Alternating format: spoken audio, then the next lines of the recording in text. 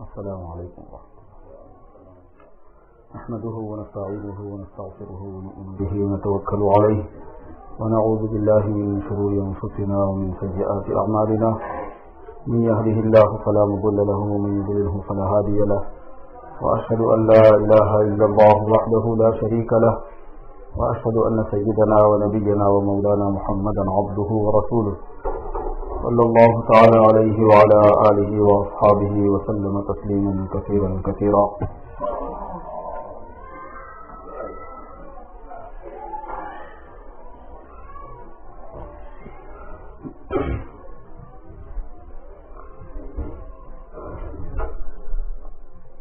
اما بعد،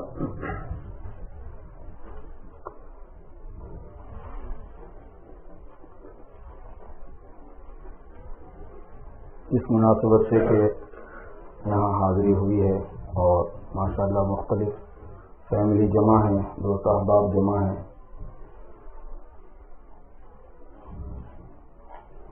حضور اکرم حضرت محمد رسول اللہ صلی اللہ علیہ وسلم کا تذکرہ کرنا، ذکر کرنا، یہ برکت کا باعث بھی ہے اور اس کا اہتمام ہوتے رہنا چاہیے کہ آپ کا ذکر مبارک گھروں میں ہوا کرے، خاندانوں میں ہوا کرے، بچوں میں بڑوں میں ہوا کرے، خواتین میں تذکرہ ہوتا رہے. اپنے ملکوں سے جب ہم آئے تو وہاں تو ایسی مجلسیں، ایسی نشستیں بہت میسر ہوتی تھیں، لیکن اس ملک میں ماحول دوسرا ہے تو اس طرح کی نشستیں میسر نہیں ہوا کرتی. ہمارے بزرگوں کو اس کا بڑا اہتمام رہا ہے کہ جتنا آپ صلی اللہ علیہ وسلم کے کمالات کا، آپ کی خوبیوں کا، آپ کے محاسن کا، آپ کی صفات کا، آپ کی تعلیمات کا، آپ کی پاکیزہ زندگی کا، آپ کی سیرت مبارکہ کا ہم تذکرہ بھی کرتے رہیں گے تو اس کے اثرات ضرور ہمارے اندر اور ہماری نسلوں میں آئیں گے. آدمی بھولنے کا عادی ہے. یہ نہیں ہے کہ اگر ہم نے کوئی چیز ایک مرتبہ سن لی ہے، جان لی ہے تو وہ ہمیشہ یاد رہتی ہے یا اس کا اثر باقی رہتا ہے، بلکہ اس کو جیسے مادی غذا، جسمانی غذا پابندی سے ملتی رہنی چاہیے، تب وہ صحت مند رہتا ہے اور محتاج ہے وہ اس کا. ایسے ہی اس کو روحانی غذا بھی پابندی سے ملتی رہنی چاہیے تو روحانیت زندہ رہے گی، روحانیت تندرست رہے گی، روحانیت میں ترقی رہے گی. اس لیے اس کا بڑا اہتمام ہمارے بزرگوں کے پاس شروع میں رہا ہے اور آج بھی ہے اور ہونا چاہیے. آپ صلی اللہ علیہ وسلم کے ذکر مبارک کے ضمن میں اس سے متعلق جو باتیں کی جا سکتی ہیں یا کہی جا سکتی ہیں، ہر مسلمان کو اس کا بخوبی اندازہ ہے کہ وہ کبھی نہ ختم ہونے والی ہیں، وہ کسی ایک نشست میں پاسبل نہیں ہے، اور اگر نشست محدود ہو، مختصر ہو، تب تو اور بھی زیادہ. اور ہم سب اس بات کو جانتے ہیں کہ اللہ پاک نے جناب نبی کریم حضرت رسول اللہ صلی اللہ علیہ وسلم کو جو کمالات دیے تھے، جو خصوصیات دی تھی، جو خوبیاں عطا فرمائی تھی، وہ کوئی ایک آدمی بیان نہیں کر سکتا. اس کے قابو اور قدرت میں نہیں ہے یہ چیز. ایک شاعر عربی کے ہیں، انہوں نے یہ بات کہی ہے کہ جب میں حضور صلی اللہ علیہ وسلم کا تذکرہ کرتا ہوں یا ان کی تعریف کرتا ہوں تو میں حضور کی تعریف نہیں کر سکتا ہوں، بلکہ میں اپنی بات میں حضور کا تذکرہ کرتے اپنی بات کی تعریف کرا لیتا ہوں. میری بات میں خوبی لگا جاتی ہے جب حضور کا تذکرے سے وہ مزین ہو جائے. باقی ہم حضور پاک صلی اللہ علیہ وسلم کا تذکرہ کر کے حضور کی خوبی بیان کرنے کے موقف میں نہیں ہوتے. اس کی عربی یہ ہے کہ مَا مدحت محمدًا بمقالتی، میں نے محمد صلی اللہ علیہ وسلم کی تعریف نہیں کی ہے اپنے مقالے میں، اپنی بات میں، اپنے لیکچر میں، لیکن مدحت مقالتی بمحمد، بلکہ میں نے اپنی بات کو تعریف والا کر لیا ہے حضور کا ذکر کر کے. مَا مدحت محمدًا بمقالتی لیکن مدحت مقالتی بمحمد صلی اللہ علیہ وسلم. اس لیے آپ کا تذکرہ ممکن نہیں ہوتا، لیکن لا یدرک کلہ لا یترک کلہ. آپ جس چیز کا پورا احاطہ نہ کر سکیں، کور نہ کر سکیں جس چیز کو، تو یہ مطلب نہیں ہے کہ اس کو بالکل چھوڑ دیں. تو ہمارا اپنا کام یہ ہے کہ آپ صلی اللہ علیہ وسلم کو تذکرہ کرنے سے دلوں میں نور ایمان جگمگاتا ہے ترقی اس میں ہوتی ہے، تازگی آتی ہے۔ اللہ رب العزت نے سرکار دو عالم صلی اللہ علیہ وسلم کو رحمت للعالمین بنا کر مبعوث فرمایا۔ اللہ تبارک و تعالیٰ نے حضور پاک صلی اللہ علیہ وسلم کی جو پیدائش ہے اس کا نظام دو طرح کا رکھا ہے۔ ایک تو یہ ہے کہ اس دنیا میں آپ عام انسانوں کی طرح حضرت عبداللہ کے گھرانے میں بی آمینہ کے پاس پیدا ہوئے، جسے انسان پیدا ہوتے ہیں۔ اور علماء نے فرمایا ہے کہ موافق عادت رکھنے کا بھی ایک خاص اللہ پاک کا نظام ہے۔ عیسیٰ علیہ السلام کی طرح نہیں پیدا کیا، حالانکہ ویسا بھی کر سکتے تھے۔ آدم علیہ السلام کی طرح نہیں پیدا کیا، حالانکہ ویسا بھی کر سکتے تھے، کیونکہ آپ کو آخری نبی بنایا گیا ہے۔ آپ کے بارے میں نظام کچھ ایسا رکھا گیا ہے کہ لوگ آپ کی وجہ سے شرک اور کفر میں مبتلا نہ ہوں۔ عیسیٰ علیہ السلام کو صرف ماں سے پیدا کر دیا تو لوگ شرک میں مبتلا ہو گئے کہ ان کو خدا کا بیٹا بنا لیا۔ اس لیے اللہ پاک کی مصلحت یہ ہوئی کہ آپ کو عام انسانوں کی طرح پیدا کیا جائے۔ لیکن ایک آپ کی تخلیق اور ہے، وہ ہے آپ کے نور کی تخلیق۔ آپ کو اللہ نے سراپا نور بنایا تھا۔ ہر انسان میں کچھ ظلمت ہوتی ہے، کچھ قدورت ہوتی ہے، کچھ میل کچیل بھی ہوتا ہے، تو وہ چیز نہیں تھی آپ نے، کیونکہ دوسری سائڈ بھی ہے آپ کی، وہ یہ ہے کہ آپ کے نور کو اللہ پاک نے پہلے پیدا فرمایا ہے، اور یہ حدیثوں میں موجود ہے۔ مصنف عبدالرزاق کی روایت یہ ہے کہ اللہ تعالیٰ نے حضور پاک صلی اللہ علیہ وسلم نے حضرت جابر سے فرمایا کہ یا جابر ان اللہ تبارک و تعالی نور نبیک، اللہ تبارک و تعالی ان اول ما خلق اللہ تعالی نور نبیک یا جابر، سب سے پہلے جو اللہ نے پیدا کیا ہے اے جابر تمہارے نبی کے نور کو پیدا فرمایا ہے۔ حضور پاک صلی اللہ علیہ وسلم کی جو ارواح ہوتی ہیں، انسانوں کی ارواح جو ہوتی ہے، سرکار کی بھی ایک روح ہے، اسی روح کو نور سے تعبیر کیا جاتا ہے، تو وہ جو نور نبی ہے اس کو پہلے پیدا کر دیا گیا ہے۔ اور یہ مطلب ہے اس بات کا جو حدیث شریف میں، بخاری میں اور دوسری جگہ پر بھی ہے کہ کنت نبیا و آدم بین الماء والطین، میں نبی بنایا جا چکا تھا جبکہ آدم ابھی مٹی اور پانی کے پتلے ہی میں تھے، ابھی ان کا پتلا، ابھی ان میں روح تو کیا ڈالی جاتی، ان کا اسٹیچو بھی نہیں بنایا گیا تھا، ابھی ان کا مجسمہ بھی نہیں بنایا گیا تھا، اس سے پہلے اللہ نے مجھے نبی بنا دیا تھا۔ ایک روایت میں یہ آیا ہے کہ اللہ پاک نے عرش پر جو لا الہ الا اللہ کے ساتھ محمد رسول اللہ لکھا ہے، وہ زمین اور آسمان کے پیدا کرنے سے 30 لاکھ سال پہلے لکھا ہے، بہت پہلے، کچھ بھی نہیں تھا، صرف اللہ پاک سے۔ تو جب اللہ نے مخلوقات پیدا کرنے کا ارادہ فرمایا تو سب سے پہلے حضور اکرم صلی اللہ علیہ وسلم کے نور مبارک کو پیدا فرمایا ہے۔ حضور صلی اللہ علیہ وسلم مخلوق ہیں، پیدا کیے ہوئے ہیں، اللہ نے ان کو نور سے پیدا کیا ہے۔ اللہ خالق ہیں، تو نور سے پیدا کیا تو یہ مطلب نہیں ہے کہ پیس اللہ ہیں آپ، اللہ کے نور کا کوئی ٹکڑا ہے، ایسی بات نہیں ہے۔ اللہ خالق ہے، وہ تو پیدا کرنے والا ہے، تو سرکار مخلوق ہے مگر ہے نور، تو ان کی تخلیق سرکار دو عالم صلی اللہ علیہ وسلم کی سب سے پہلے اللہ نے فرمائی بحیثیت نور کے۔ پھر اس نور کے حصے بنا کر ہی ساری کائنات کی ترتیب قائم کی گئی ہے۔ لو بھی اسی سے بنا، عرش بھی اسی سے بنا، کرسی بھی اسی سے بنی، اور پوری مخلوقات کا نظام جو ہے وہ اس نور کے فیضان سے ہوا ہے۔ اب کیا نوعیت ہوئی اس کی وہ تو اللہ ہی جانتے ہیں، جتنا بتایا گیا حدیثوں میں اتنا یہ ہے، اور یہ حدیثوں میں ہے، کوئی فرضی نہیں ہے، خوش عقیدے کی بات نہیں ہے، غلو کی بات نہیں ہے، لوگوں کی اپنی طرف سے گھڑی ہوئی بات نہیں ہے، یہ روایتوں میں یہ مضمون موجود ہے۔ یہی وجہ ہے کہ جتنے انبیاء علیہ الصلوۃ والسلام گزرے ہیں ان ساروں میں بھی حضور پاک صلی اللہ علیہ وسلم کا فیض تھا، جتنی خوبیاں ان کو حاصل تھیں وہ سرکار کے توفیے سے تھیں، کیونکہ سرکار سب سے ٹاپ سے ہیں پوری مخلوق کے اندر۔ اللہ تبارک و تعالیٰ نے آپ صلی اللہ علیہ وسلم کو بڑا عظیم الشان، بڑا عظیم المرتبت، بڑی حیثیت والا، بڑی شان والا بنایا ہے، اور قرآن پاک میں اس کا ذکر ہے کہ نبی صلی اللہ علیہ وسلم ہم نے آپ کے ذکر کو بلند کیا ہے، ورفعنا لک ذکرک۔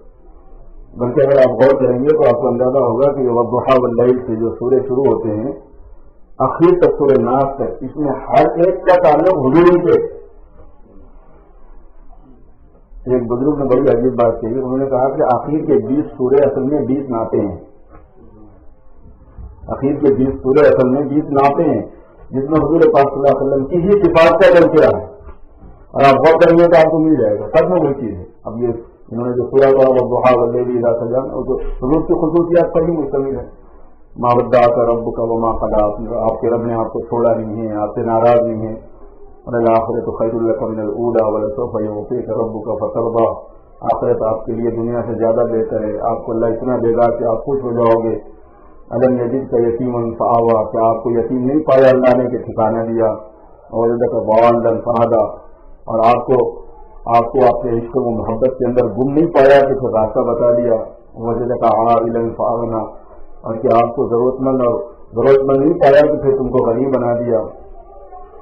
فاما الیتیم فلا تقہر واما السائل فلا تنہر، پورا حضور پاک صلی اللہ علیہ وسلم سے ہی متعلق ہے. الم نشرح لک صدرک، اے نبی ہم نے آپ کے سینے کو کھول نہیں دیا، اس کے بعد تو پھر ہو گئی. ووضعنا عنک وزرک، آپ کے بوجھ کو ہم نے ہٹا نہیں دیا. الذی انقض ظہرک، جس نے آپ کی کمر کو توڑ دیا تھا. کس کا ذکر چل رہا ہے؟ حضور صلی اللہ علیہ وسلم کی تذکرے ہیں. آخر کے 20 سورے تو کوئی ٹوٹل ہی حضور صلی اللہ علیہ وسلم کی تذکرے پر، اور بے شمار آیتوں میں قرآن پاک کی دوسری جگہوں پر، دوسرے سوروں میں اور دوسرے پاروں کے اندر سرکار کی شان پر مشتمل ہے، ان کی خصوصیات پر مشتمل ہے، ان کے اوقاف پر مشتمل ہے. مولانا عبد الماجد دریابادی نے ایک مرتبہ کہا تھا کہ اگر قرآن پاک کی آیتوں سے ہی سرکار کی کوئی سیرت مرتب کر دی جائے تو ایک مکمل سیرت کی کتاب مرتب ہو سکتی ہے. حدیثوں میں تو ہے ہی، آپ کی ذات مبارکہ سے متعلق جاننے والے جانتے ہی ہیں، لیکن خود قرآن پاک میں بھی کچھ کم مٹیریل نہیں ہے، بہت زیادہ مٹیریل اس میں بھی موجود ہے جو آپ کی ذات عالی پر اور آپ کی صفات عالی پر مشتمل ہے. اور یہ بھی حضور صلی اللہ علیہ وسلم کی محبوبیت اور خوبی کی بات ہے اللہ کے یہاں کہ آپ کے اتنی چیزوں کا ذکر قرآن پاک میں ہے جس کی حد میں اور کسی نہ کسی انداز میں. ایک جیسے محبوب کے تذکرے میں آدمی کو ایک لذت آتی ہے، ایک لطف آتا ہے، مزہ آتا ہے. اللہ تعالیٰ نے اپنے حبیب کے تذکرے کو کچھ ایسے مجدل فرمایا ہے کلام پاک میں کہ غور کرنے والے دیکھتے ہیں کہ صاحب عجیب بات ہے. کہیں حضور صلی اللہ علیہ وسلم کی جان کی قسم کھائی جائے گی، لعمرک انہم لفی سکرتہم یعمہون، اے نبی آپ کی جان کی قسم، یہ لوگ بڑے نشے کے اندر ہیں، مدہوشی میں ہے، غفلت میں ہے، سمجھ رہے کہ دنیا کی زندگی سب کچھ ہے یہی ہے. کہیں آپ کے چہرے مبارک کا ذکر ہو رہی دوسرے انداز میں، قد نری تقلب وجہک فی السماء، آپ کا جو چہرہ آسمان کی طرف اٹھتا ہے بار بار، وہ ہم دیکھ رہے ہیں. اللہ تعالیٰ کو ہمارا چہرے مبارک کا ذکر آپ کو مل جائے. کبھی جو میں نے آیت پڑھی تھی اس میں حضور صلی اللہ علیہ وسلم کی پیٹھ کا ذکر ہے، اللہ جل قبا بہارک، سینے مبارک کا ذکر ہے، الم نشرح لک صدرک، لا تمدن عینیک الی ما متعنا بہ، اپنی آنکھیں ان کی طرف اٹھا کے مت دیکھیں جو دنیا دار ہے. آنکھوں کا ذکر آ گیا، کہیں زبان کا ذکر ہے، کہیں آنکھوں کا ذکر ہے، کہیں کانوں کا ذکر ہے، کہیں پیٹ کا ذکر ہے، کہیں ہاتھوں کا ذکر ہے. لا تجعل یدک مغلولۃ الی عنقک ولا تبسطھا کل البسط، جہاں اس میں تعلیمات ہیں، یعنی صرف تذکرے تذکرہ نہیں ہے، یہ چیز اس میں علوم ہے، باتیں بتائی گئی ہیں کچھ، لیکن آپ اس میں ایک محبوبیت والا رخ نہیں دیکھیں گے کہ حضوری کے چہرے کا ذکر کیوں ہے، حضوری کے سینے کا ذکر کیوں ہے، حضوری کی پیٹھ کا ذکر کیوں ہے. حضور پاک صلی اللہ علیہ وسلم کے کانوں اور آنکھوں کا ذکر محبوبیت کو بتاتا ہے.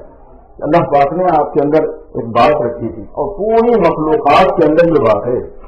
حضور صلی اللہ علیہ وسلم کی محبت وضیعت ہے ہر انسان میں، اور مسلمان نے بدل دیا ہوگا آپ صلی اللہ علیہ وسلم کی محبت کرے، کیونکہ آپ کے فیض سے وجود ہوا ہے لوگوں کو، اس وجہ سے ہر وجود کے اندر اس کے اثرات ہیں. اتفاق کے بعد میں رات صاحب نامہ پڑھ رہا تھا، قدرت اللہ صاحب کا، بڑی مزے کی کتاب ہے، آپ ظاہر سبھی لوگوں میں سے اکثروں نے پڑھا ہی ہوگا اس کو.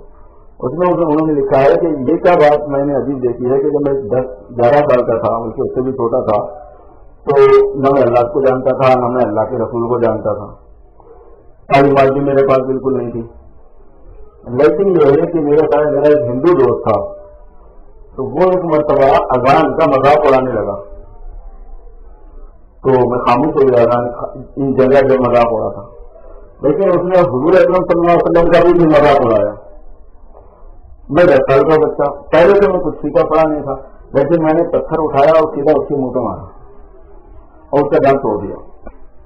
وہ کہہ رہے تھے کہ یہ کیا چیز ہے، مجھے سمجھ میں نہیں آیا کہ کیوں حضور کی مذاق کو میں برداشت نہیں کر سکا، حضور پاک صلی اللہ علیہ وسلم کی گستاخی کو میں برداشت نہیں کر سکا، جس سے میں اس نتیجے پہ پہنچا کہ یہ ہر مسلمان کے دل میں وضیعت ہے پیرائی کے طور پر، ورنہ میں تو جانتا بھی نہیں تھا، حضور کو کاروں بھی نہیں سمجھے. یہ اللہ تبارک و تعالیٰ کا معاملہ ہے. سرکار دو عالم آقا نامدار تاجدار مدینہ حضرت محمد رسول اللہ صلی اللہ علیہ وسلم کے ساتھ اس دنیا میں آپ تشریف لاتے ہیں، آپ کو بھیجا جاتا ہے، عجیب شان کے ساتھ آپ آتے ہیں، برکتوں کے ساتھ آپ آتے ہیں. جب پیدا ہوئے تو جو برکتیں ہوئی، جو نورانیت آئی، آپ صلی اللہ علیہ وسلم اس دنیا میں تشریف لائے. اس رات لوگوں نے دیکھا کہ ستارے اتنے قریب آ گئے تھے کہ لگتا تھا زمین پہ گر پڑیں گے. دیکھنے والوں کو ایسا محسوس ہوتا تھا. ایک ایسا نور نکلا آپ کے یہاں سے جیسے آپ پیدا ہوئے جو سیدھا خانے کعبہ پہ جا کے گرا. بی بی آمینہ فرماتی ہیں کہ ایسا نور نکلا جس میں کچھ ایسی روشنی ہوئی کہ ایسے اور کسرا کے محلات اس میں مجھے نظر آ رہے تھے. ایک روشنی تھی وہ، ایک چمک تھی وہ، اور پھر نتی ایسی چمک تھی بلکہ اس میں کچھ دکھائی جانے والی چیزیں بھی تھی. کچھ شان کی تجربات تھی سرکار دو عالم صلی اللہ علیہ وسلم. آپ جب اس دنیا میں تشریف لائے ہیں، اللہ پاک نے آواز پورے گھر میں آواز ہونا چاہیے. آپ صلی اللہ علیہ وسلم جب تشریف لائے تو پورے عالم پر اس کے اثرات پڑے. اب اسی سے اندازہ فرما دیجیے کہ آسمانوں کے اوپر فرشتوں کا جانا بند کر دیا گیا. کسرا سے محل کے کنگن گر گئے، بت سارے وہاں بھیڑوں پڑ گئے. ایران کا جو مالک تھا بت کدا تھا، آتش کدا جس کو کہتے ہیں، وہ لوگ آگ کے پجاری تھے. 1000 سال سے انہوں نے کوشش کی ہوئی تھی کہ یہ بجھنا نہیں چاہیے، ہمارے معبود کو پناہ نہیں ہونا چاہیے. تو وہ مسلسل جلتی رہتی تھی، کنٹینیو اس کی پوجا کی جاتی تھی. 1000 سال سے کبھی بھی ڈسکنیکٹ نہیں ہوئی تھی، وہ کبھی بجھی نہیں تھی. وہ آپ صلی اللہ علیہ وسلم پیدا ہو گئے بغیر کسی سبب کے وہاں ایک دم کیا بجھ گئی. سارے لوگ پریشان کر کے 1000 سال میں یہ بات نہیں ہوئی. یہ کیا بات ہوئی؟ لوگوں کو پتا نہیں کہ دنیا میں کیا واقعہ ہوا. لوگوں کو اس بات کا اندازہ نہیں تھا کہ دنیا میں کیا واقعہ رونما ہوا، بعد میں پتا چلا. اور پچھلی کتابوں میں جو واقعات لکھے ہوئے تھے یہودیوں کے پاس، ان کے جو عالم تھے، عیسائیوں کے پاس ان کے جو عالم تھے، ان سب کو اس بات کا پتا تھا. جس وقت آپ پیدا ہوئے، ایک یہودی مکہ مکرمہ میں، ایک یہودی مدینہ منورہ سے آیا. پیدائش کے 2-4 دن کے اندر بے چین ہوتے تلاش کرتے کرتے، اور کہنے لگا کہ اے قریش مکہ، کیا تمہارے خاندان میں کوئی لڑکا پیدا ہوا ہے؟ تو لوگوں نے کہا کہ ہاں، ایک یتیم بچہ پیدا ہوا ہے، اس کا باپ پہلے ہی گزر گیا. آپ صلی اللہ علیہ وسلم دنیا میں آنے سے پہلے اللہ نے آپ کے والد صاحب کو اٹھا لیا تھا. تو کہنے لگا میں دیکھنا چاہتا ہوں اس کو. لوگ ان کے پاس لے کے گئے، آپ کے گھر لے گئے. جیسے ہی اس نے دیکھا، دیکھ کے ہی دونوں ہو گئے. کہیں گے یہ آخری نبی ہے محمد رسول اللہ صلی اللہ علیہ وسلم، یہ آخری نبی ہے جن کا ذکر کتابوں میں. یہ بڑی لوگوں کو پتا تھا، عیسائیوں کو پتا تھا. جتنے آسمانی مذاہب والے تھے ان کو تو ایسے پتا تھا جیسے اپنی اولاد کا پتا ہوتا ہے. یعرفون ہوں کما یعرفون ابناءہم، ایسے جانتے تھے جیسے اپنی اولاد کو وہ جانتے ہیں. یہ آپ صلی اللہ علیہ وسلم کی برکات شروع سے ایسی کچھ خصوصیات شروع سے پیش آئی. دودھ پلانے کا مسئلہ آیا.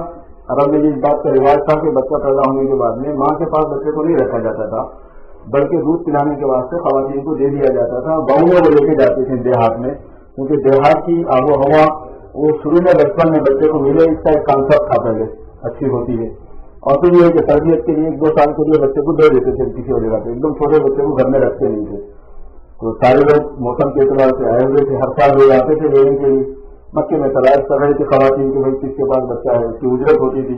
وہ ایک جاب تھا اس اعتبار سے کہ جاب کی فیسلٹیز میں استعمال کیا جاتا ہے. اس کو مالداروں کے پاس آتے لیتے تھے. سب لوگوں کے یہاں جن کے پاس مالداروں کے گھروں میں بچے ہوئے، لوگوں نے لے لیا. اس میں ان کو اچھی آفر مل گئی تھی، اچھے پیسے بن جاتے تھے، خاندان چل جاتا تھا. یہ جو یتیم لڑکا تھا، اس وجہ سے کسی نے ان کو نہیں لیا. قسمت میں دائی حلیمہ، ان کی خدمت چمکی ہوئی تھی. تو دائی حلیمہ نے اپنے شوہر سے کہا کہ مجھے، کیونکہ سب جب کسی کو دیتے تھے بچہ اپنا تو پہلے اس کو نہیں دیتے تھے جس کو ہم دے رہے ہیں، کہ بھائی اس کے پاس اس کا گھر کھاتا پیتا ہے کہ نہیں، ہمارے بچے کو بھی بھوکا ماریں گے. وہ نہیں کھائیں گے تو دودھ کہاں جائے گا، ان کو پلائیں گے کہاں سے، کچھ گھر ان کا صحیح ہے نہیں رہے گا. یہ بھی غریب تھے کے پاس سے. جو سواری پر آیا ہے وہ بالکل مجر قسم کی تھی. جو جانے والے ان کے پاس تھے وہ بہت معمولی حیثیت کے تھے. بچہ تھا، ایک بار مرتبہ رکھے بھی دیکھ لیتے تھے کہ بچے کو جب یہ دودھ پلاتی ہے تو بچہ آسودہ ہوتا ہے کہ نہیں ہوتا. اب اس کا اپنا بچہ تو دیکھا تو کیا ہے، اس کے اپنے بچے کو دودھ بچنے والا تو ہمارے بچوں کو کہاں سے پلائے گی. یہ سب چیزیں دیکھی جاتی تھی. تو دائی علماء کو بچہ نہیں ملا کوئی، ان کے اپنے حالات کی وجہ سے. انہوں نے یہ عرض کیا کہ ایسا نہ کر لیں کہ میں خالی جاؤں تو پسند نہیں کروں گی. یتیم بچے کو لے جاتے ہیں، اللہ برکت دینے والا ہے. کیونکہ یتیم لوگ زیادہ ہم کو بھی نہیں دیتے ہیں کہ ہماری کیا کنڈیشن ہے، اور ہم بھی اس سے زیادہ توقع نہیں رکھ سکتے. ظاہر ہے یتیم کے گھر سے کیا مل سکتا ہے، کوئی معمولی سی خدمت ہوگی، چلیے ہم معمولی سی خدمت لے لیں گے. خالی جانے کے بدلے میں یہ بچے لے کے جاتے ہیں. چنانچہ جب حضور پاک صلی اللہ علیہ وسلم کو پہلی مرتبہ گود میں لے کر دائی حلیمہ نے دودھ پلایا تو آپ صلی اللہ علیہ وسلم کے لیے بھی بس ہو گیا، اور ان کے ساتھ جو رضائی بھائی تھے جو ان کا دائی حلیمہ کا جو ان کا اپنا بچہ تھا اس کے لیے بھی بس ہو گیا، اور دودھ باقی ہوا۔ وہ کوئی حیرت نہیں تھی کہ اتنا دودھ تو یہ کبھی آیا نہیں میرے سینے میں، ان کو اسی وقت اندازہ ہو گیا کہ اللہ تعالیٰ نے ان کو خاص برکت کا معاملہ ان کے ساتھ میں رکھا ہوا ہے۔ جب چلنے لگے ان کو لے کر حضور پاک صلی اللہ علیہ وسلم کو لے کر چلنے لگے تو جس سواری کو آتے ہوئے جس سواری پر آئے تھے وہ سب سے پیچھے رہتی تھی، اور سارے قافلے والے تنگ تھے کہ یار اس نے تو سارا راستہ کور کیا ہوگا، یہاں سے بڑی مشکل ہو جاتی تھی، اس کو قافلے میں چھوڑتے بھی نہیں جا سکتے تھے۔ جب جانے لگے واپس میں تو سب سے آگے ان کا جانور سارے قافلے والے کہہ رہے ہیں کہ حلیمہ یہ وہی جانور ہے اس سے تو آئی تھی، کہیں گے ہاں یہ وہی ہے، یعنی کہ کیا بات ہے؟ کہنے کی بات یہ ہے کہ جس بچے کو ہم نے اٹھایا ہے اس میں ہے ہی کچھ ایسی بات، جب سے گود لیا ہے تب سے ہم نے دیکھنا شروع کر دیا اس قدم کی چیزیں۔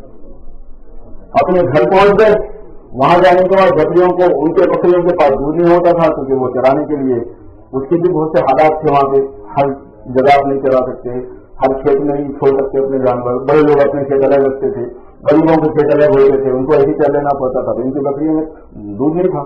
لیکن جیسے ہی گھر پہنچے ہیں اور بکریاں جا کر آئی، سب کے دودھ کھانوں سے بھرے ہوئے، سب کے کھان دودھوں سے بھرے ہوئے۔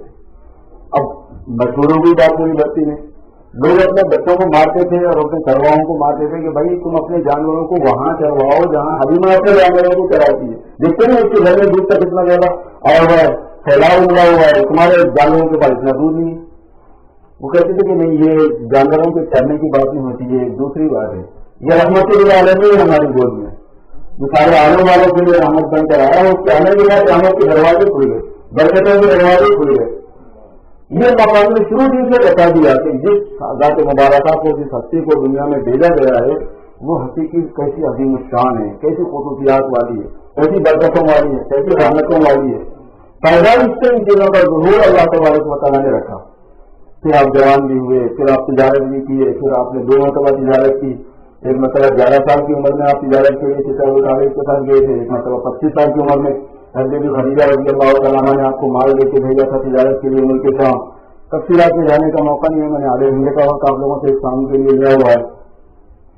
آدمی کی طبیعت تو نہیں چاہتی کہ آدھے گھنٹے میں سیر ہو جائے، نہ سننے والے کی چاہتی نہ سنانے والے کی، لیکن کام ہوتے ہیں 12۔ آپ صلی اللہ علیہ وسلم کو پھر اللہ تبارک و تعالیٰ نے جب یہ طے فرمایا کہ اب ان پر وحی کا نزول ہونا چاہیے، نبی تو آپ بنائے جا چکے تھے پہلے ہی، لیکن ایسے نبی انٹروڈکشن کروانے کا جو کام تھا اور آپ پر نبوت کی جو تعلیمات بھیجے جانے کا سلسلہ شروع کرنا تھا، اللہ تبارک و تعالیٰ نے آپ کے اندر تنہائی کو محبوب کر دیا۔ حب الیہ خلا آتا ہے کہ تنہائی آپ کے لیے محبوب کر دی گئی۔ پھر آپ غار حرا میں جا کے عبادت میں لگ جاتے تھے، کیونکہ کنسنٹریشن یکسوئی یہ بہت ضروری ہوتی ہے آسمانی دنیا سے تعلق پیدا کرنے کے لیے، عالم ارواح سے تعلق جوڑنے کے لیے، عالم ملائک سے اور عالم ملکوت سے تعلق قائم ہونے کے لیے۔ ہم تو مادی دنیا میں رہتے ہیں، اس دنیا کے علاوہ بے شمار دنیا اور اس کائنات کے علاوہ بے شمار کائناتیں اور ہیں، تو وہ اللہ کے کلام اور اللہ کی روحانیت والی جو سلسلے ہوتے ہیں ان سے ربط کے لیے بہت روحانی قوت چاہیے، بہت کانسنٹریشن یکسوئی چاہیے۔ بخاری شریف میں آتا ہے کہ حب الیہ خلا آپ کے لیے تنہائی کو محبوب کر دیا گیا، اور 6 مہینے پہلے سے آپ کے لیے سچے خوابوں کا سلسلہ شروع کیا گیا۔ ایسا خواب آپ رات میں دیکھتے تھے کہ صبح ہو بہو ویسے ہی ہوتا تھا، تعبیر نکالنے والا خواب نہیں ہوتا تھا۔ عام خواب تو یہ ہے کہ تعبیر نکالنی پڑتی ہے، ہوتا اصل میں یہ ہے کہ جو عالم برزخ ہے، عالم مثال جو ہے، ایک عالم آخرت ہے، ایک عالم دنیا، یہ دنیا ہے ایک آخرت ہے، ان دونوں کے بیچ میں ایک عالم ہے، اس کا نام عالم مثال ہے، وہ اس دنیا سے پہلے بنا ہوا ہے، جیسا کہ صوفیہ بھی فرماتے ہیں، کتابوں کے اشاروں سے بھی بات ملتی ہے، وہ سب چیزیں وہاں پر ہیں جو اس دنیا کی ہیں، تو وہاں کی چیز کو بندہ جو ہے خواب میں دیکھتا ہے، دیکھ کے اس کی فوٹو لیتا ہے، خواب کی حقیقت میں وہ چیز ہے۔ اگر وہ لیتا ہے تو وہاں کی کون سی چیز کو اس نے کس طرح سے اڈاپٹ کیا ہے اس کا مطلب نکالنا پڑتا ہے، اس وجہ سے خواب کی تعبیر دینا ہوتا ہے۔ خواب کی تعبیر اس لیے دی جاتی ہے کہ جو چیز اس نے وہاں سے جس کی فوٹو اس نے لی ہے، جس کو عمل اس نے کیا ہے، وہ کس چیز سے مطابق ہے، دنیا میں اس سے کیا مراد ہوا کرتا ہے، خواب میں جو ہوتا ہے۔ لیکن سرکار صلی اللہ علیہ وسلم کو جو خواب پڑے پہلے 6 مہینے مسلسل کہتی رہی، وہ محتاج تعبیر نہیں ہوتے تھے، بلکہ وہ بیائی ہی وہی پڑھتے تھے جو دنیا میں ہونے والا ہے۔ آپ رات میں خواب دیکھتے اور دنیا میں دن میں آپ وہ واقعہ دیکھ لیتے تھے، کیونکہ وہ ایک مناسبت کا سلسلہ تھا. اللہ تبارک و تعالیٰ نے سچے قوموں کو حضور پاک صلی اللہ علیہ وسلم کی عالم آخرت سے اور عالم روحانیت سے مناسبت کے واسطے ایک سلسلہ قائم فرمایا. پھر آپ کو اللہ پاک نے 40 سال کی عمر میں غار حرا کے اندر سب سے پہلے وحی نازل فرمائی. اس وحی کے ذریعے سے آپ کی رحمتوں کا ظہور ساری انسانیت پر ہونا شروع ہو گیا. آپ کو یہ رحمت العالمین بنا کے بھیجا گیا سارے عالم والوں کے لیے, جنات کے لیے بھی, انسانوں کے لیے بھی, آسمانی مخلوق کے لیے بھی, زمینی اور عالمین کے اندر تو سارے آئے. جیسے اللہ رب العالمین ہے تو سارے عالموں کا رب ہے, تو اللہ نے اپنے حبیب کو رحمت العالمین بنانا تو آپ سارے عالم والوں کے لیے رحمت ہے. اور یہ شکایت اس لیے کہ آپ کے سارے عالم والوں کے لیے رحمت ہونے کا کیا مطلب ہے؟ کافروں کے لیے آپ کیسے رحمت ہے, بیمانوں کے لیے آپ کیسے رحمت ہے, جانوروں کے لیے آپ کیسے رحمت ہے, خطرات کے لیے آپ کیسے رحمت ہیں, آسمانی مخلوق کے لیے آپ کیسے رحمت ہیں. یہ سب چیزیں تک لکھی ہوئی کتابوں میں اس کی ڈیٹیل بتائی گئی ہے کہ آپ کو رحمت العالمین کہا گیا تو کس معنی میں کہا گیا. لیکن اس کی پھر انسانوں کے لیے جنات کے لیے آپ کو رسول بنا کے مبعوث کیا گیا کہ انسان اور جنات پر یہ ضروری ہے کہ وہ آپ کا ایمان لائیں اور آپ کی تعلیمات کو فالو کریں. میرے بزرگوں آقا نامدار حضرت محمد رسول اللہ صلی اللہ علیہ وسلم نے انسانوں کو زندگی کے ہر شعبے میں ہر لائن میں ایسی جامع تعلیمات عطا فرمائی ہے کہ کوئی اس میں سے نکل نہیں سکتا کہ کوئی چیز آپ نے مس کر دی ہو, کوئی چیز رہ گئی ہو, ایسا نہیں ہو سکتا. علماء نے لکھا ہے کہ دنیا میں قیامت تک کبھی بھی کوئی کوشچن ریز ہوگا انسانی زندگی کے بارے میں تو حضور کی تعلیمات میں اس کا آنسر ہونا لازم ہے, ورنہ دین مکمل ہونے کا مطلب باقی نہیں رہتا. یہ تو فرمانے کا جو اکمل کیا دین میں نے مکمل کیا. مکمل ہونے کا مطلب یہ کہ کوئی کوشچن ایسا نہیں رہنا چاہیے جس کا آنسر موجود نہیں ہے. وقت کے اعتبار سے نکالنے والوں کی ضرورت پڑے گی ماہرین کی کہ وہ نکالیں آج کی بات میں سے اس جواب کو, لیکن ہے وہ ضرور. اور سب جگہ میں چاہے وہ بین الاقوامی تعلقات کے قبیل کی چیز ہو, کسی ایک ملک سے متعلق ہو, کسی ملک کا سیاسی نظام ہو, کسی ملک کا عدالتی نظام ہو, کسی ملک کا فوجی نظام ہو, کسی ملک کے مقدمات کی کوئی بات ہو, ملک کی حفاظت کا نظام ہو, بین ملکی اعتبار سے وہ قوانین ہوتے ہیں ان کی کوئی بات ہو, پھر قوانین تعمیرات کی شکل کے ہوں ان کی کوئی بات, آپ کو ہر چیز میں رہبری ملے گی. خاندان کے اعتبار سے بڑوں کے, چھوٹوں کے, اپنوں کے, پرایوں کے, بچوں کے, ماں باپ کے, میاں کے, بیوی کے, ان کے رائے اور ان کی ڈیٹیل آپ کو مل جائیں گی. ہر چیز کے اعتبار سے ہر فرد کی دنیا اور آخرت کے اعتبار سے جتنی ضرورتیں ہیں سب آپ کو ملیں گی. سیاست شخصی, سیاست عالمی اور خاندانی, اور سیاست ملکی, یہ 3 قسمیں کرتے ہیں عام طور پر. حضرت صاحب ولی اللہ صاحب رحمۃ اللہ علیہ نے اس کے اوپر بڑا کام کیا ہے, بڑی تفصیلات اس میں بیان فرمائی انہوں نے کہ ہر انسان کی دنیا اور آخرت کی نفع کی چیز اس کو حاصل ہو جانا اور نقصان سے بچنا, دنیا میں بھی اور آخرت میں بھی. پورے خاندان کی نفع کی چیز دنیا کی اس کو حاصل ہونا اور آخرت کے نقصان سے وہ بچ جانا. پوری انسانیت کی نفع کی چیز دنیا اور آخرت کی وجہ انہیں حاصل ہو جانا اور جو نقصان کی چیزیں اس سے وہ بچ جانا. پھر آدمی ہو یا پورا قوم یا شہر ہو یا پوری کی پوری انسانیت ہو, بیسیکلی 3 چیزوں کی ہر طرح سے تحفظ فراہم کرنا. 3 چیزوں کا, جان کا, مال کا اور عزت کا. اس کے بغیر امانت نہیں, امن نہیں ہے, اس کے بغیر فائدہ نہیں ہے, اس کے بغیر نقصان سے نہیں بچ سکتے آپ. ہر فرد کی جان اور مال اور عزت کی سیفٹی کے جتنے اصول ہو سکتے ہیں وہ تقاضے دار فاصلہ میں بیان کرنا ہے. میں یہ ہو جاؤں گا پورے خاندان کی اور پوری فیملی کی جان اور مال اور عزت کی حفاظت کی جو تقریر ہو سکتی ہوں دنیا اور آخرت کی وہ سرکار نے بیان فرمائے. اور پوری انسانیت کی جو قیامت تک آئے جانوں کی اور مالوں کی اور عزت کی حفاظت کی دنیاوی اعتبار سے اور آخرت کے اعتبار سے جو تقریر بن سکتی ہیں وہ سب سرکار والے صلی اللہ علیہ وسلم نے بیان فرمائے. مادی اعتبار سے جو ان کے کام کی چیزیں ہیں وہ بیان کی گئی, روحانی اعتبار سے جو کام کی چیزیں ہیں وہ بیان کی گئی, مادی اعتبار سے جو نقصانات والے پہلو ہیں ان سے بتایا گیا, روحانی اعتبار سے جو نقصانات والے پہلو ہیں ان سے بتایا گیا. یہ وہ سنریو بریف ہے اجمالی طور پر میں ہنس کے اندر آپ سے عرض کر رہا ہوں وقت تھوڑا ہونے کی وجہ سے. اگر ہم تھوڑا سا بھی ڈیٹیل میں جائیں گے کہ بھائی ہمیں حضور پاک صلی اللہ علیہ وسلم نے یہ تعلیم کیوں دی, معاشرت میں ایسا کیوں کہا, اخلاق میں ایسا کیوں کہا, معاملات میں ایسا کیوں کہا, تجارت میں ایسا کیوں کہا, تعلیمیات کے معاملے میں ایسا کیوں کہا, آپ جائیے تو آپ اس میں اس کی تحت جائیں گے. میں نے آپ کو نوٹ کے طور پر سنایا ہے. حضور پاک صلی اللہ علیہ وسلم یہ چاہتے تھے کہ ہر فرد کی جان بھی بچے, مال بھی بچے, عزت بھی بچے, ان چیزوں وجہ کوئی چیز حیرت نہ ہو اس کی. اور ایک فرد نہیں بلکہ پورا عالم انسانیت اور پوری دنیا اور قیامت تک آنے والے، اور یہ نبی کے حج ہوتے ہیں. عجیب بات یہ. اور کمال کیا ہے، نہ کسی کا آپ نے پڑھا ہے، نہ ایک حرف آپ نے لکھا ہے کبھی، ایک حرف آپ نے کسی سے پڑھا نہیں، ایک حرف آپ نے لکھا نہیں، کسی یونیورسٹی سے فارغ نہیں ہے، کوئی ڈپلوما آپ نے نہیں نکالا، کوئی گریجویشن آپ نے کبھی نہیں کیا، حتیٰ کہ کسی پڑھے لکھے آدمی کے پاس بیٹھ کے سنے تک نہیں. آسمانی کتاب والوں کی کوئی آسمانی کتاب سنی تو نہیں آپ نے کبھی، بالکل نہیں ملا کبھی. فآمنوا باللہ ورسولہ النبی الأمی، ایمان لاؤ اللہ پر، اس کے رسول پر جو کہ نبی امی ہے. امی کا مطلب سورسز آف نالج سے جس کو الگ رکھا گیا. نالج نہیں دی گئی وہ بات نہیں ہے. نالج تو آپ نے فرمایا کہ اسی کو ابن اولین اور آخرین، مجھے اولین اور آخرین کا علم دیا گیا. اول حضور نے نالج آپ کے پاس دی، لیکن امی آپ کس معنی میں تھے؟ امی اس معنی میں تھے کہ آپ کا کوئی استاد نہیں. جو نالج کے اسباب ہیں پڑھائی لکھائی کے، نہ لکھائی میں، نہ پڑھائی میں، نہ الفاظ میں. الفاظ کی شناخت کی ضرورت نہیں تھی حضور کو، بلکہ حضور صلی اللہ علیہ وسلم الفاظ کی شناخت نہیں کرتے تھے. جب صلح حدیبیہ میں حضور صلی اللہ علیہ وسلم نے لکھایا، مشرکوں کے ساتھ میں جب معاہدہ ایگریمنٹ ہوا تھا، تو اس میں آپ نے لکھایا تھا من محمد رسول اللہ، لکھو علی محمد رسول اللہ کی طرف سے. ہر تاریخ لکھنے والے کو لکھ دیا. ابو مسعود ثقفی سامنے سے مقابلے کی طرف سے آئے ہوئے تھے. انہوں نے کہا کہ اگر رسول اللہ کو مان لینا تھا تو یہ جھگڑا نہیں تھا. بھائی ہم مانتے نہیں، کبھی میں مان لیا تو ایگریمنٹ کر رہے ہیں، اس کو ہٹا رہے. اب حضرت علی جڑ میں آ گئے. اس نے فرمایا جھگڑا ختم کرو، صلح کر رہے ہیں ہم کو، ایگریمنٹ کرنے کا لڑائی نہیں ہونے کا، تو ٹھیک ہے مٹا چلیں گے، خدا کے ساتھ میں نہیں مٹا سکتا بنی دیا لیجیے. لیکن یہ حکم حضور کا ویسا نہیں تھا، جو ان کی رعایت میں تھا. حضور کے ہر حکم پر یہ کر اپنی طرح قبول کرنے سے تھے، لیکن یہ حکم کا انداز ہو گیا تھا. اس وجہ سے نہیں منع کر رہے تھے، جھگڑے کو ختم کرنے منع کر رہے تھے. ان کی ایسی چیز میں نہیں مٹا. حضور پاک صلی اللہ علیہ وسلم نے فرمایا پھر اچھا بھی وہی اللہ خط لیا آپ نے.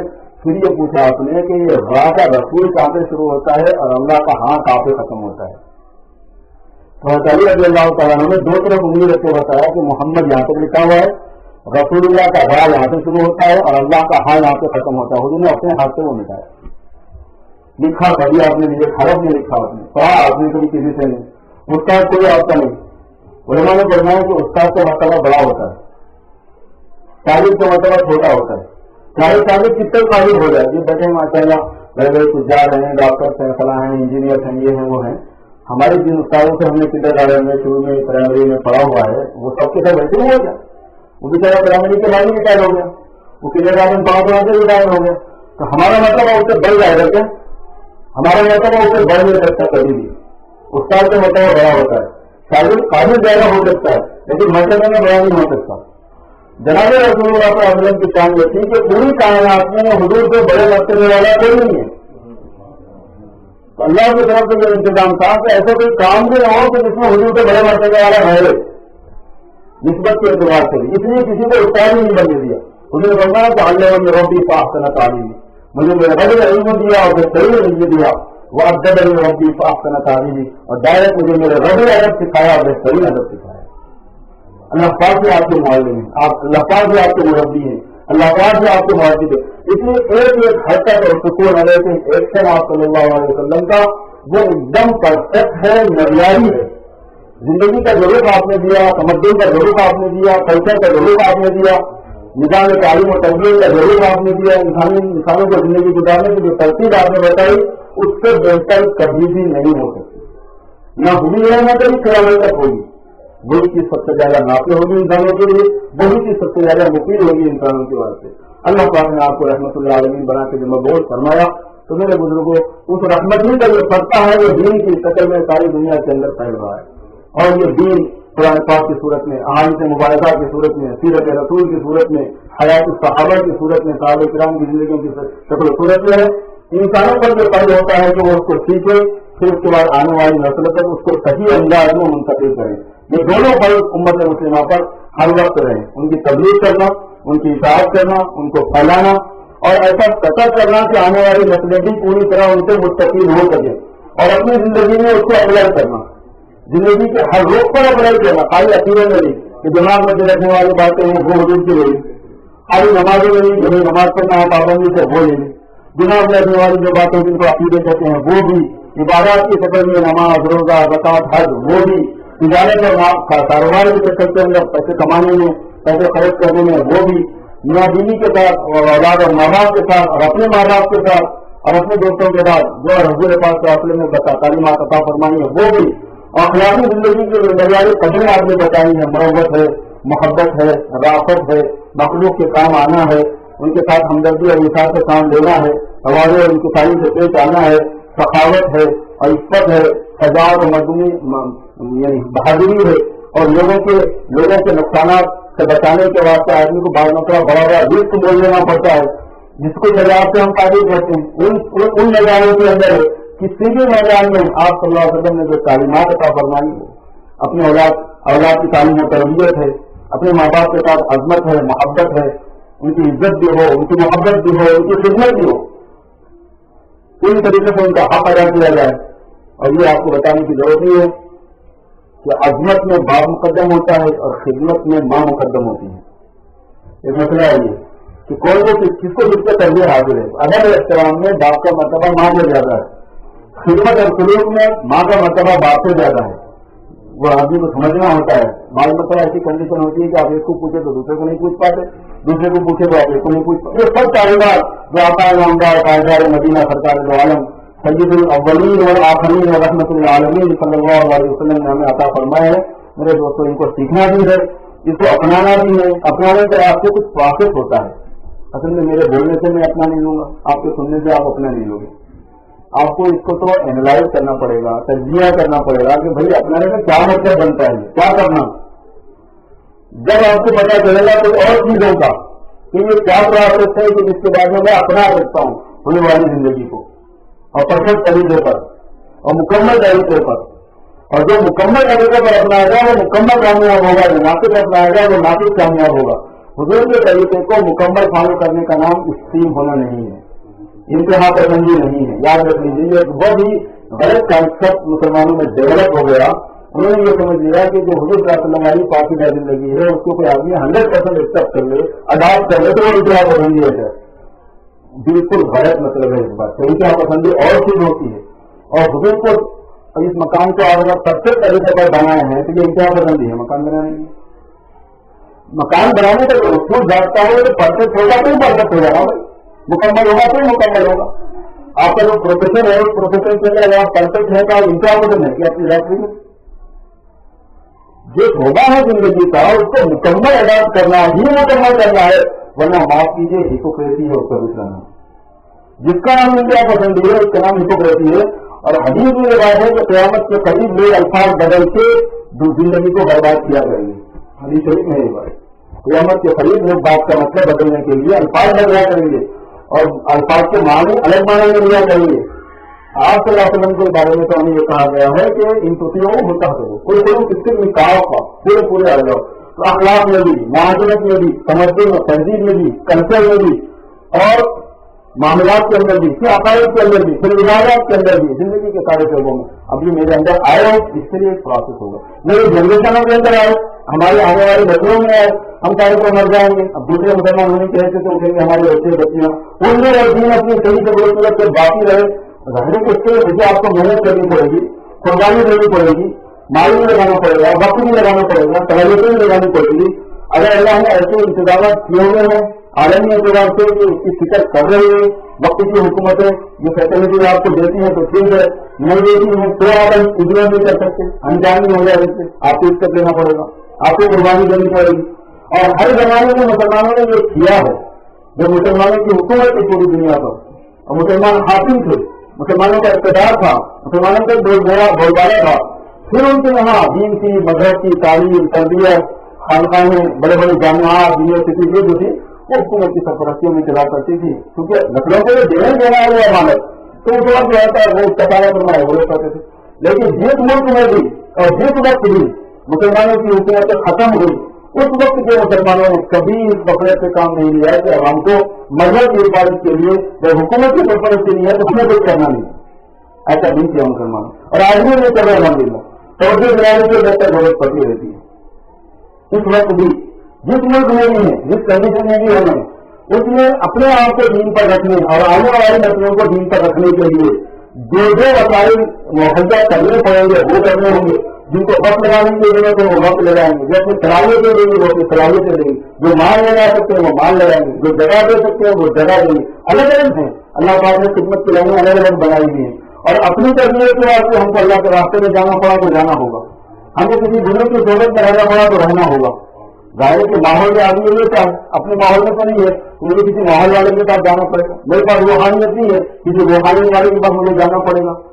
मैं अपनी दुनिया की मशगूलियतों में रह के कुछ नहीं कर पा रहा तो मुझे मशगूलियतों से अपना साबित करना पड़ेगा। तो बाहर मर्द आदमियों को अगर अल्लाह के रास्ते में जाना पड़ा, इस प्रोसेस के लिए वो करना पड़ेगा। दीनी तालीम और तरबियत के लिए सेंटरों का क्याम करना है, मदारिस का क्याम करना है, उसके लिए रहनुमाई जो कुर्बानी देनी है वो करनी पड़ेगी। हुजूर पाक सल्लल्लाहु अलैहि वसल्लम की इस पाकीज़ा जिंदगी को दुनिया और आखिरत की कामयाबी की जमानत है। मुझे और आपको और आने वाली नस्लों को सही तरीके पर मुंतकिल करने के लिए जो जो काम करने हैं मेरे दोस्तों, वो सब काम करने होंगे। बस मैं अपनी मुख्तसर सी गुजारिशात पर अपनी बात खत्म करता हूँ और थोड़ी सी बात इदारे के सिलसिले में आपके सामने हमारे भाई खालिद इकबाल साहब जिक्र कर देंगे।